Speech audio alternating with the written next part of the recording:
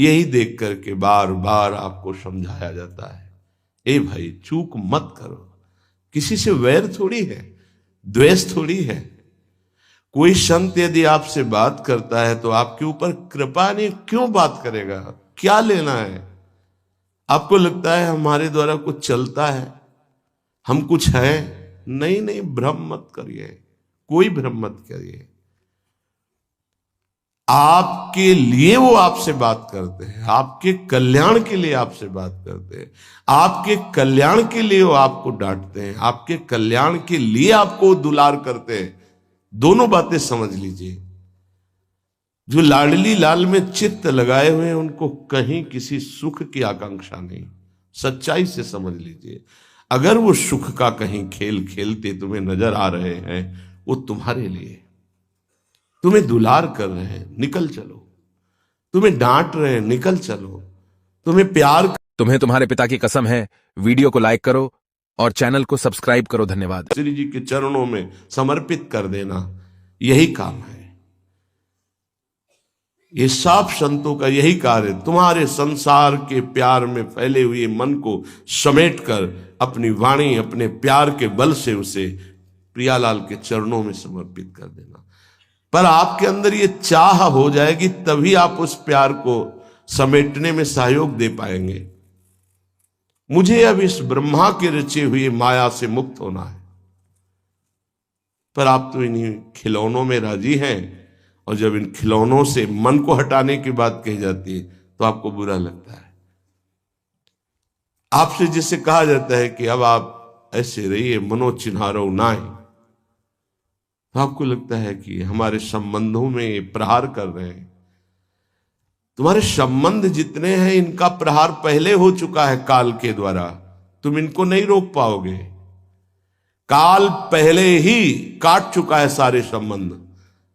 बस तुम संबंध का राग लेकर के यहां से जाओगे, दुर्गति हो जाएगी। और संबंध को प्रियालाल के चरणों में समर्पित करके जाओगे तो सदगति हो जाएगी, अनुराग हो जाएगा। जो आसक्ति संसार के संबंधों में है, वही आसक्ति जब संत महापुरुषों से हो जाती तो मोक्ष का खुला हुआ द्वार, ये भगवान कपिल देव जी कहते हैं। आप अपना अधिकार अपने में मत रखिए, गुरुजनों को दे दीजिए। अब हमारे जीवन की बागडोर आपके हाथ में है, आप जिस दिशा में चाहें ले चलें। हमारा केवल आपकी आज्ञा पालन करना कर्तव्य। तो कह रहे कदापि चिन्मयादुपरि चेत स्पृहा रोहिणे। यदि तुम्हें इस चेतन अचेतन जगत से मुक्त होने की इच्छा जागृत हो गई है तो पहला, स्नेह का संबंध किसी से मत रखिए। स्नेह का संबंध केवल प्रियालाल से रखिए। वही स्नेह जो माता में, जो पिता में, जो भाई में, जो बंधु में, पत्नी में, पुत्र में, वही स्नेह प्रियालाल को चाहिए। आप और सब कुछ दो, भगवत प्राप्ति नहीं होगी। ये स्नेह दे दो तो भगवत प्राप्ति पक्की हो जाएगी। सबसे स्नेह करो श्यामा श्याम के संबंध से। हमारा स्नेह का संबंध श्यामा श्याम से, श्यामा श्याम के संबंध से स्नेह कोई फर्क नहीं पड़ेगा। पर आपको अभी ये कला नहीं आती है। आप जब तक एक बार समस्त संबंधों के स्नेह को बटोर कर प्रियालाल के चरणों में समर्पित नहीं कर देते, तब तक आपको लगेगा, वाणी से बोलोगे कि सब भगवत भाव से, लेकिन पूरा राग यही है, ये हमारे अमुक है, हमारे अमुक है। इसलिए इस रहस्य को समझो, पहले हटो, फिर जब वो राग अनुराग में बदल जाता है तो फिर पूरे विश्व से प्यार करो, कोई फर्क नहीं पड़ेगा। सब जीवन सो प्रीति रीत निवाहत आपनी, क्योंकि वो रीति जानता है। हमारी रीति श्यामा श्याम के संबंध से ही सबको मानना। एकांत की रति विधान करो, शब्दों को समझिए। एकांत की रति विधान करो, अर्थात हमारे हृदय देश में केवल इष्ट और गुरुदेव के सिवा किसी से प्रीति नहीं। और बहुत इस बात से हम कमजोर हैं। कहीं न कहीं हम अपनी प्रीति, हमारा दोस्त है, हमारा मित्र है, हमारा रिश्ता है, हमारा संबंध है, तो श्री जी करुणा करके आपको लाई अपने संबंध पुष्ट करने के लिए, फिर भी आप अज्ञानवश उन्हीं संबंधों को पुष्ट करते हैं जिससे आपकी दुर्गति हो जाए। जो आपके, अरे एक हिरन के बच्चा के संबंध ने एक जन्म नष्ट कर दिया, फिर और किसकी बात करें। इसलिए एकांत की रति विधान करो। एकांत की आपकी रति हो चुकी है, इसका परिचय आपके सामने भारी विपत्ति आई, मन केवल श्री जी में, भारी संपत्ति सुख संपदा केवल श्री जी में मन, यह है एकांत की रति। अब उसको कोई विचलित नहीं कर सकता। जहां विषयी जन रहते हैं, विषयी जन संभाषण करते हैं, उस स्थान में, उस भीड़ में, उन लोगों के बीच में अरुचि हो जाना। रतिम मदन मोहने विदधताम तदेकांतिकीम। एकांत की भक्ति, विरति, जन समुदाय, प्रपंच भाषण करने वाले, इनसे संबंध नहीं। ना संतु जनतापने प्रतिवसंतु वृंदावने। जनता अर्थात केवल विषय प्रपंच की वार्ता करने वाले, तापने, हृदय में ताप पैदा हो उनके संग नहीं, मुझे संग नहीं।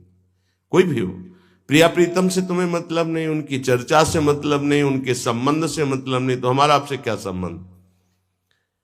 देखो, जगत के संबंध प्रियता दिखा करके भोग सामग्री दे सकते हैं, धन दे सकते हैं, व्यवस्था दे सकते हैं, पर प्रियालाल की प्रीति नहीं। पूज्य श्री रघुनाथ दास गोस्वामी जी जब अपने गृह का त्याग करके महाप्रभु चैतन्य देव की शरण में गए, तो 2-3 दिन जो महाप्रभु को भिक्षा आती थी उसी से महाप्रभु दे देते थे। उनको लगा कि नहीं, जीवन जब महाप्रभु को समर्पित है तो हमको जीने का ढंग सीखना चाहिए, कैसे हम विरक्त होकर के जिए।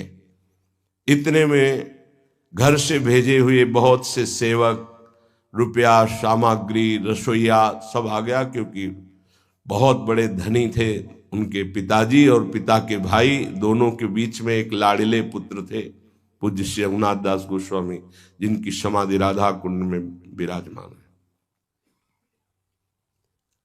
अब सुंदर सुंदर पकवान, भोग सामग्री घर के भेजे हुए रसोइये सब बनाते, प्रभु को भोग लगता, महाप्रभु चैतन्य देव को भी। और फिर विचार किया, क्या ये माता पिता के द्वारा दी हुई सुविधा वैराग्य में कलंक नहीं है। मेरा जीवन प्रभु के लिए, क्या मैं प्रभु आश्रित नहीं जी सकता।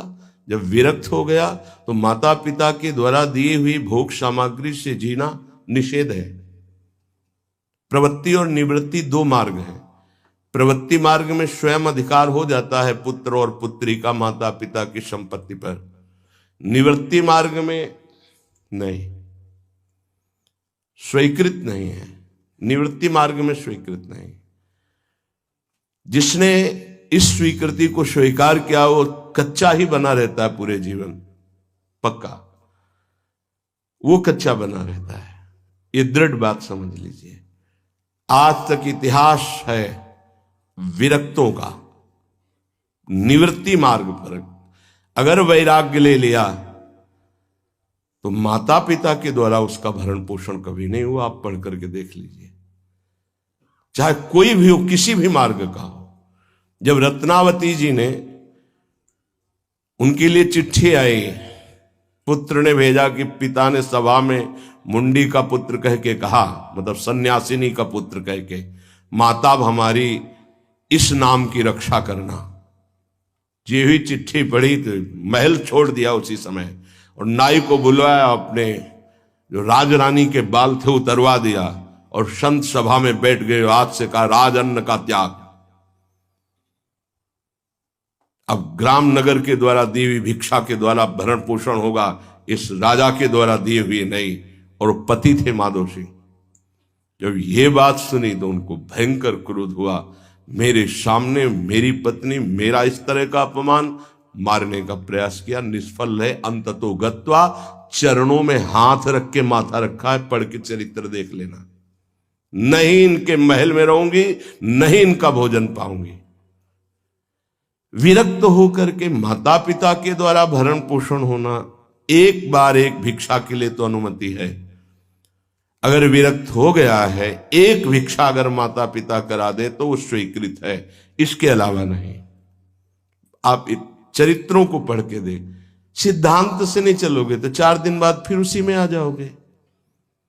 जब हम विरक्त हो गए, पूरे विश्व का भरण पोषण प्रभु करते, तो मेरा नहीं करेंगे क्या? आज अगर कोई जुड़ा है तो वैराग्य और भगवत प्राप्ति के लिए जुड़ा है। हमारा संबंध संसारिक नहीं, भागवतिक। जिस मार्ग में हम हैं उस मार्ग में। रघुनाथ दास गोस्वामी को 2-4 दिन हुए, फिर अंदर आग लग गई। नहीं, पिता के द्वारा दिए हुए वैभव को नहीं भोगना, वापस। अब कैसे जिए? तो जहां सिंहपौर पर जगन्नाथ जी के सब भिक्षुक खड़े होते थे, उन्हीं के बीच में खड़े हो गए। अब जो बांटते हैं तो उनका स्वभाव है लेने वालों का दौड़ दौड़ कर आगे लेना। कभी कभी मिलता, उनको शांत खड़े रहते तो पा लेते, नहीं मिलता प्रसाद तो भूखे रह जाते। फिर विचार किया, इसमें खड़े होकर के भी एक वृत्ति बनी रहती कि आने वाला देगा, ये भी ठीक नहीं।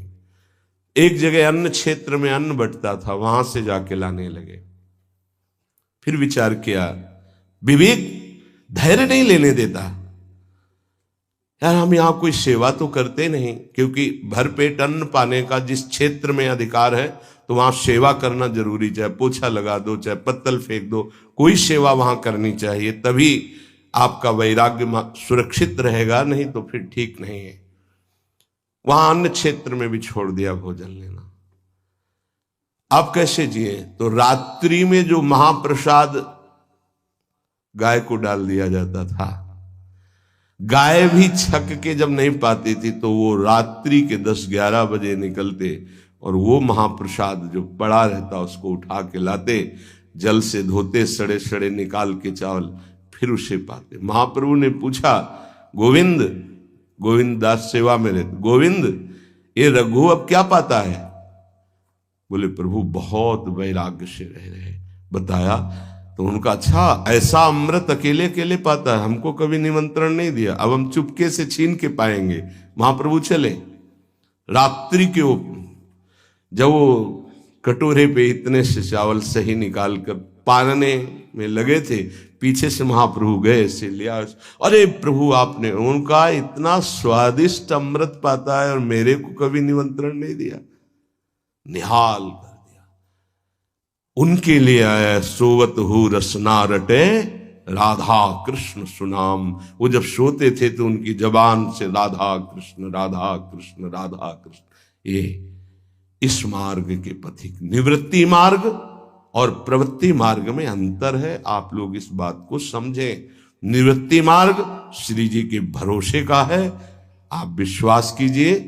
जब इष्ट के भरोसे में है तो जिनकी पलक झपकते अनंत ब्रह्मांड रचना हो जाती, उनके लिए कोई ये बड़ी बात हो गई क्या?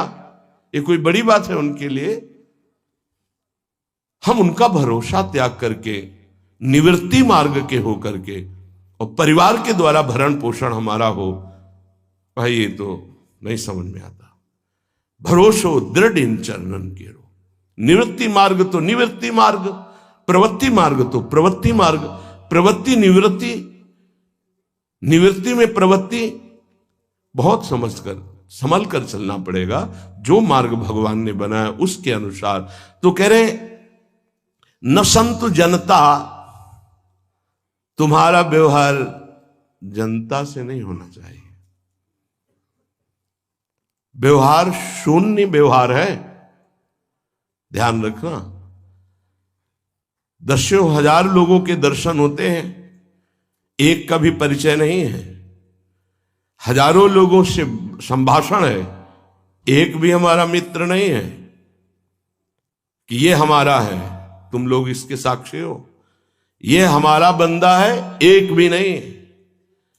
साफ श्री जी के हो, श्री जी से संबंध है, मैं सिर्फ एक नौकर हूं। श्री जी की बात आपको बता देता हूं, आपकी बात श्री जी को बता देता हूं। हमारे श्री जी इसके सिवा कोई नहीं।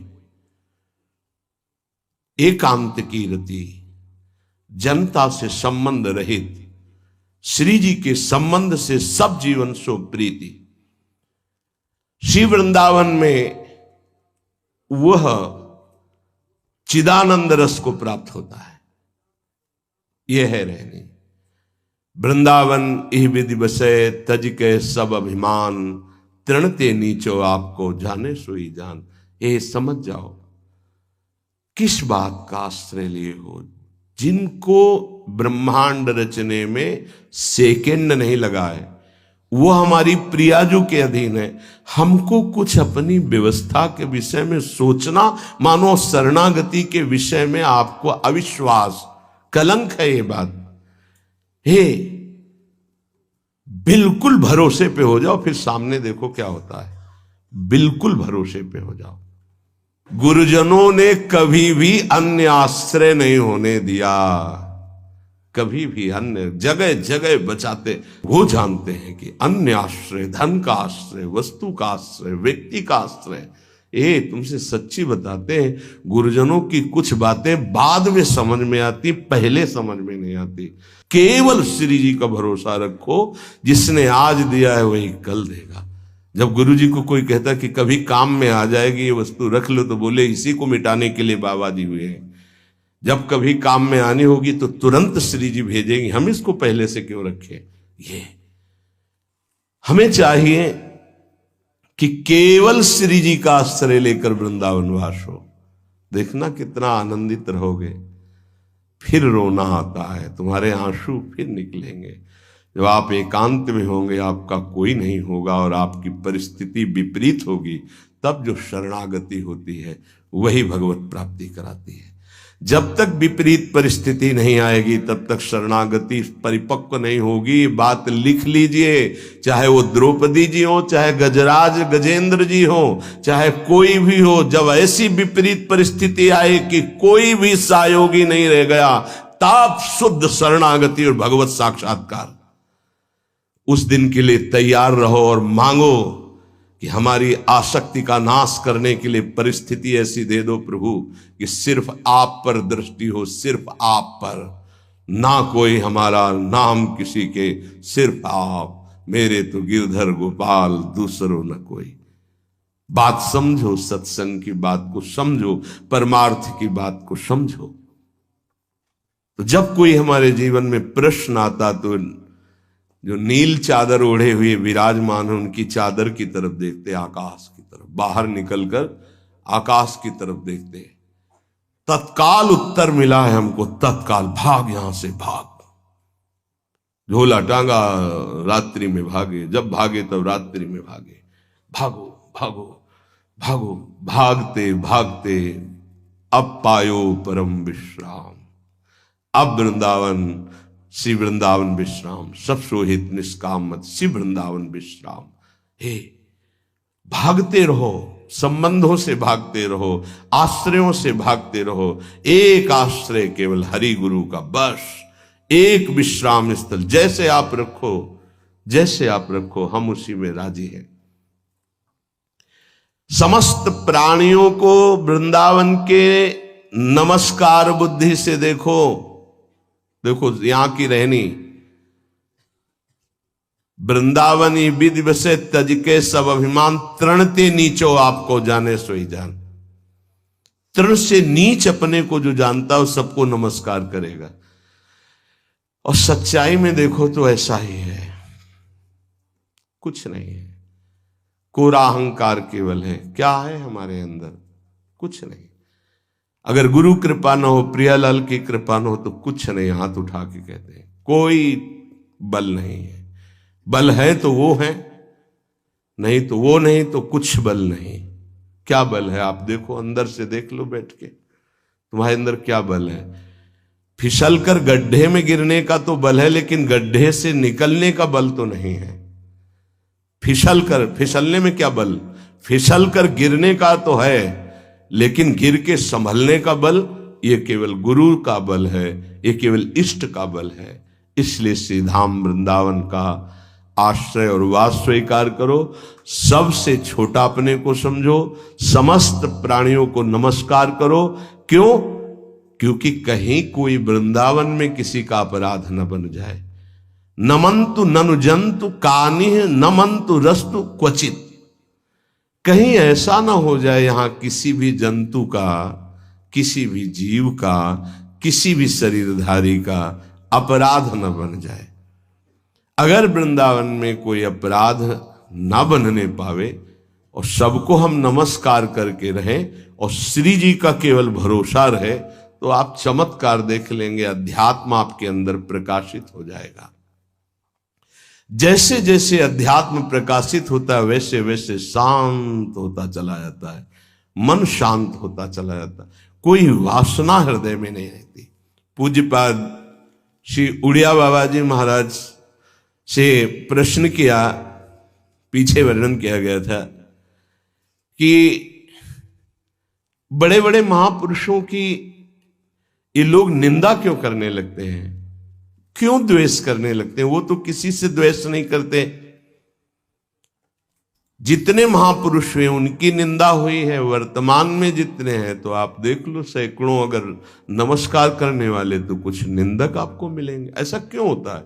क्योंकि संत तो किसी से द्वेष नहीं करते, द्रोह तो उनके हृदय में होता नहीं, अद्वेष्टा सर्वभूतानाम। फिर ये क्यों होता है, निंदा क्यों कहते हैं? तो कहते भगवान की दो शक्तियां हैं, एक है माया और एक है प्रेम भक्ति।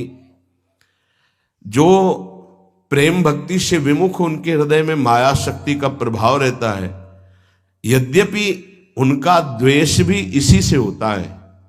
उनकी महानता देख करके वो वहां चल तो सकते नहीं, तो उनका द्वेष बन जाता है। महानता देख करके उसमें चल नहीं पाएंगे। जैसे कहावत में आता है कि एक अंगूर को बहुत कोशिश की पाने की, जब नहीं मिले तो कहा खट्टे हैं, प्रयास किया लेकिन नहीं मिला। तो उनका प्रयास माया जनित है, तो प्रेम या भक्ति या सद्गुण या भगवद आश्रय नहीं धारण कर पाते, तो उनको द्रोह हो जाता है संतों से। अब नरसिंह मेहता जी का चरित्र देखिए, बड़े बड़े भक्तों का, उन्हीं के गांव के लोग, उन्हीं के घर के परिवार के जनों ने ही द्रोह पैदा कर दिया। द्वेष, निंदा, मारने की चेष्टा, अपमान, ऐसे। अच्छा सोचो, उड़िया बाबा जैसे महापुरुष से क्या कभी ऐसा हो सकता है कि उनके मारने के लिए आदमी लगा दे? विचार करके देखो।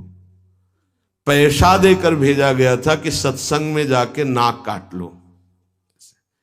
वो आदमी चुपचाप चाकू लेकर के आया और प्रणाम के बहाने तो संतों के सामने कौन रोकता, तत्काल चाकू निकाली और जे ही मारा तो हाथ पकड़ते पकड़ते चावल भर नाक में चल, मतलब थोड़ा सा ऐसे खून निकलने लगा। ऐसे बाबा ने रोका, पकड़ा और गुफा में ले गए। आज भी गुफा नीचे जो बनी हुई, बैठे और गरम दूध चीनी डाल के मंगवाया, पिलाया और कहा धैर्य धारण करो, बिल्कुल डरो मत, तुम्हें कोई नहीं मारेगा, तुमने ऐसा क्यों किया?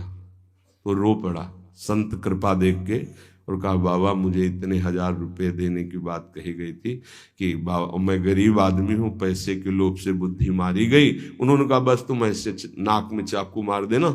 ऐसा बाबा ने कहा कोई बात नहीं। कहां से आए हो? बोले हाथरस के हैं। बाबा ने ये नहीं पूछा कि किसने भेजा है। चतुरता इस बात की कि सब शिष्य थे, अगर ये पता चल जाए कि किसने, तो उससे द्रोह हो जाएगा ना, बस इतना पूछा था क्यों तुमने ऐसा किया? तो बोले मुझे पैसा दे। ये नहीं पूछा किसने किया, क्योंकि उससे द्वेष हो जाएगा। अपने शिष्यों से कहा शपथ है हमारी, इसे डांटना भी नहीं और हाथरस की बस में सुरक्षित बैठाल करके आओ, चलो जाओ। बोलो ऐसे महापुरुष को फिर बाद में लीला, द्वेष की हद हो गई, संसार द्वेष की सूली पे चढ़ा दिया, जहर पिला दिया। मीरा जी को जहर पिला दिया, प्रहलाद जी को क्या? क्यों ऐसा करते हैं लोग? बोले माया से आसक्त चित्त वाले जब भक्त को देखते हैं तो उनके अंदर गाली देने का मन होता है, जलन पैदा होती, स्वभाव ऐसा स्वाभाविक है। उनके हृदय में इतना द्वेष पैदा होता है कि वो दुष्ट हृदय कैसे इनकी हानि हो, बस ये सोचते हैं कैसे इनकी। बड़ा विचित्र खेल है। ये संतों के साथ क्यों? पलटू बाबा को अयोध्या में झोपड़ी में ही आग लगा दी आसपास से, ऐसा ऐसा क्यों होता है? तो बोलिए माया शक्ति, कि जिसके हृदय में माया का प्रभाव मलिन हृदय होता है वो संतों से स्वाभाविक द्वेष करते हैं, जो कि द्वेष के पात्र नहीं है, वो किसी से वो द्वेष नहीं करते। एक संत आप चरित्र उठा करके देखो, संतों से द्वेष करने वाले प्रत्येक महापुरुष के जीवन में देखा गया कि द्वेष करने वाले, और कोई कोई तो उन्हीं के पार्षदों के रूप में द्वेष करने लगे, उन्हीं के पार्षद बनकर उनकी खिलाफत करने लगे और उन्हीं के पार्षदों के द्वारा उनको सूली पर चढ़ाया गया। बड़ा विचित्र माया का